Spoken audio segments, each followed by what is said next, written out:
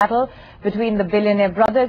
In fact, the big question, why did the two turn into sworn enemies? And what really are the stakes that the court will decide on? Supriya Srinath tracks the gas opera for those who might have lost their way along this dispute.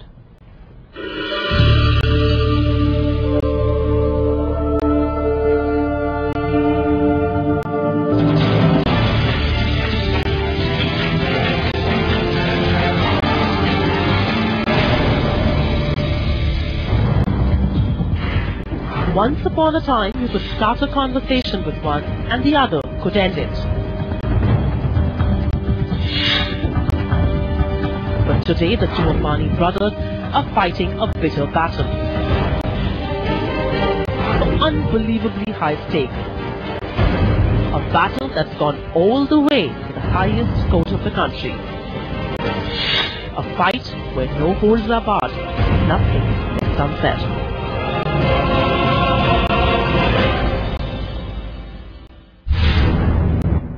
As far as RIL and NTPC are concerned, there is no ego, there is no emotion, there is no family, and there is no corporate restructuring.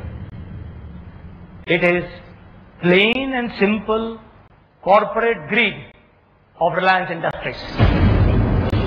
In financial terms, the stakes are sky high for both brothers. Depending on which way the judgment goes, here's how things pan out.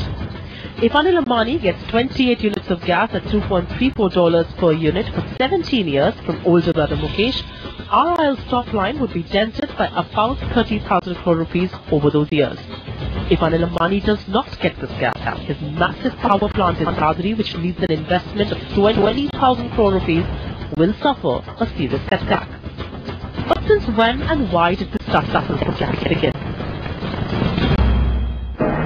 In 2003, RIL won the tender to supply gas to state-owned NTPC at $2.34 per unit.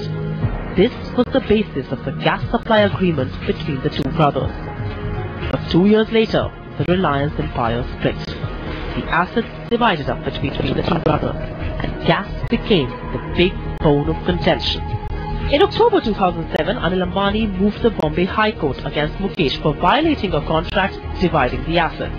Both the single and then the division bench ruled in favor of Anil Ambani by upholding the family memorandum of understanding. It is this MOU that refers to the gas agreement. Anil's RNRL argues that the document is sacrosanct and binding. Mukesh's lawyers insist it is a pact between the two brothers and so not binding on the company. In fact, RIL's lawyers have argued that if the MOU is upheld, it will disrupt the production sharing contracts it has with the government. One thing is very clear, the Supreme Court is concerned by the importance of this case, where a family arrangement which was meant to put a parity between brothers, now with the changed circumstances, with everybody buying gas at $4.20, one person says I want it at $2.34, and whether this will override sovereign policies is a matter the court is concerned about. That's why 3 judges. And once the battle moved to New Delhi, it only grew bigger. New players joined in and the stakes escalated.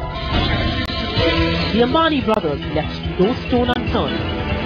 They stalked the corridors of power, trying to impress their point of view on all who mattered.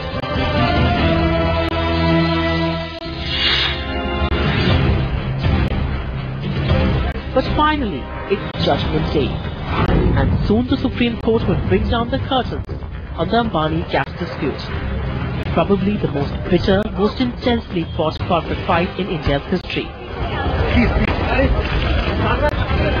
But will that judgment end the infighting in sea breeze? Watch the space for more. Supriya Srinath, ET Now, New Delhi.